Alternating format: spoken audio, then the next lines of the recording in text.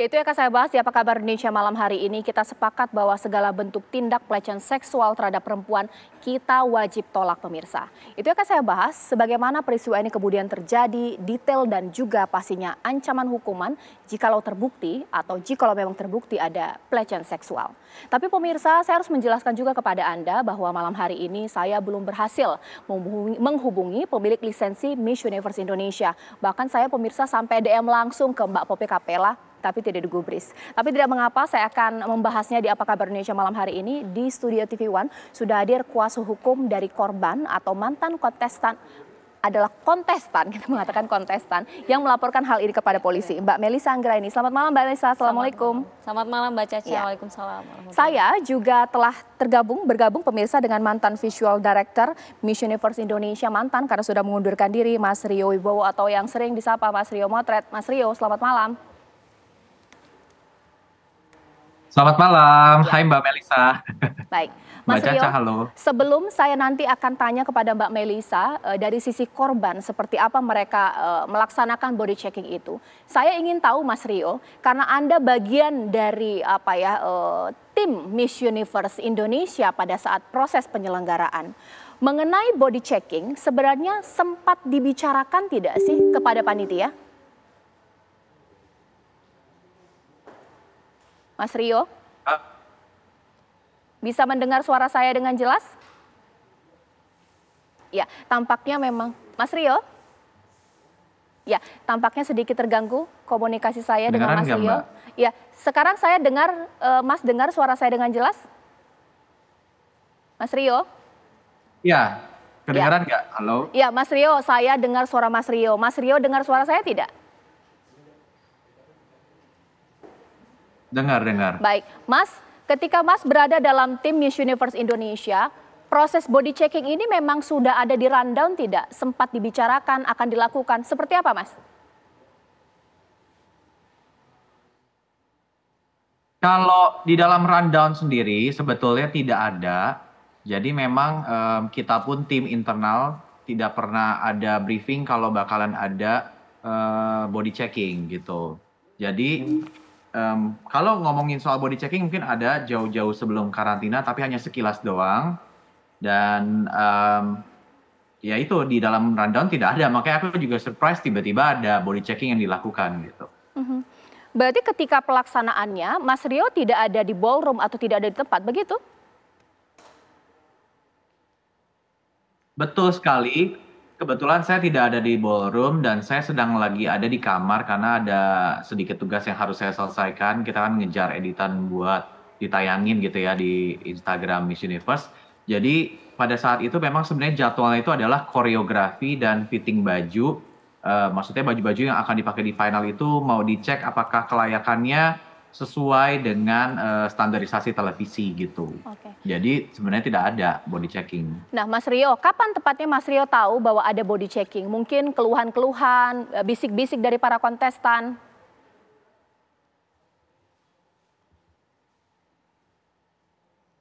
Oke, jadi kasus ini bisa saya ketahui karena ada salah satu kontestan itu yang melaporkan kepada Provincial Director bahwa mereka merasa body checking ini tidak seharusnya dan mereka menangis gitu. Lalu diadukanlah ke para provincial directornya. Lalu dari provincial directornya itu sempat memarahi pihak Miss Universe Indonesia Pusat. Namun tidak ada dari grup itu yang mau menanggapi. Akhirnya CEO-nya langsung menuju lokasi dan menegur si oknum yang merekam, yang memotret tersebut. Baru aku dari atas turun ke bawah, saya juga samperin dan saya lihat memang waktu itu ada foto-foto yang memang sedang lagi mau dihapus gitu. Oke, ditahan dulu Mas Rio supaya masyarakat terjelaskan mengenai body checking seperti apa sih yang dilakukan.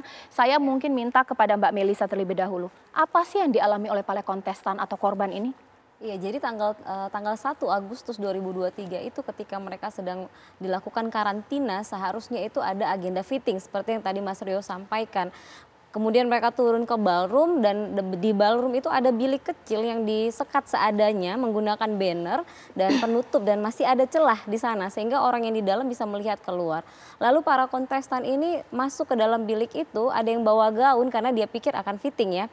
Kemudian di dalam sana tiba-tiba dari yang COO-nya ini, si yang oknum yang sudah kita Perempuan, laporkan, laki-laki? perempuan, Oke. itu langsung menyampaikan undress, Buka baju. buka baju.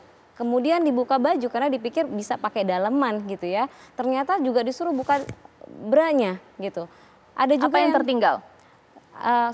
Celana dalam. panties ya. Kemudian ada juga yang sudah buka bra tapi ada yang menggunakan nipple pad.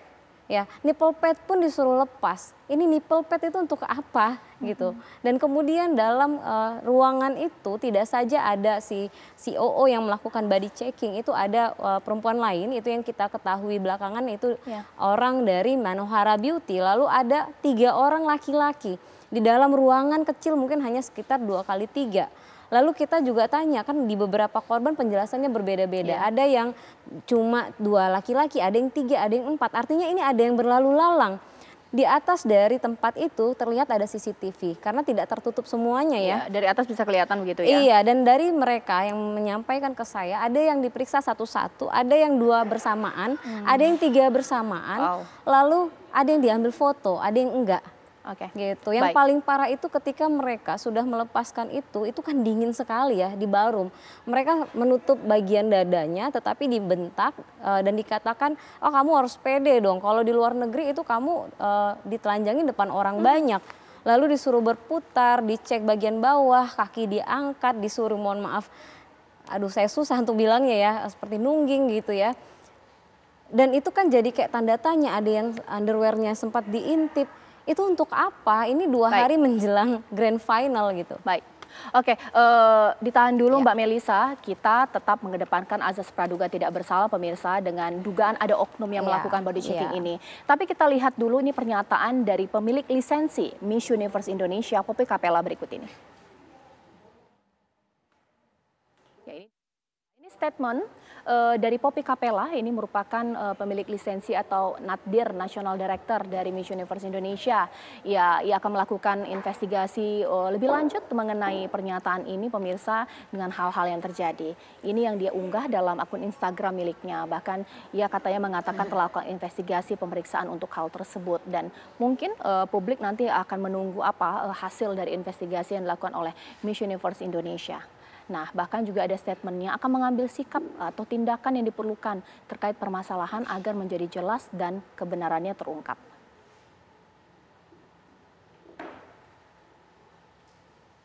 Iya, pemirsa, saya tidak tahu sebenarnya apakah ini memang biasa dilakukan di dunia pageant atau juga beauty contest. Mungkin untuk dunia fashion karena Mas Rio bergerak di bidang itu. Body checking atau pemeriksaan tubuh Mas Rio sering tidak dilakukan di dunia fashion. Separah inikah? Seperti apa Mas Rio?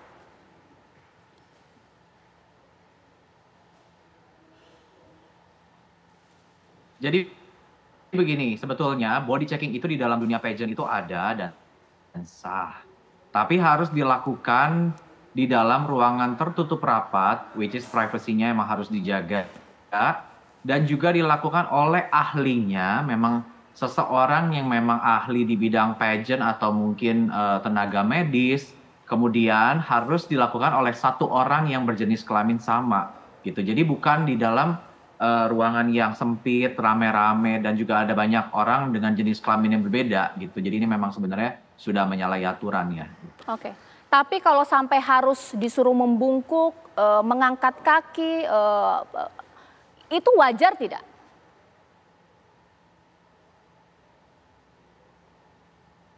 Kalau dibilang wajar atau tidak itu menurut saya sangat tidak wajar karena sebetulnya apa gunanya harus mengangkat kaki atau membuka area-area yang memang tidak seharusnya diperlukan. Soalnya pageant ini juga memang sebenarnya pakaian yang dipakai pun nanti di atas panggung juga tidak akan menunjukkan area-area yang memang sangat private gitu.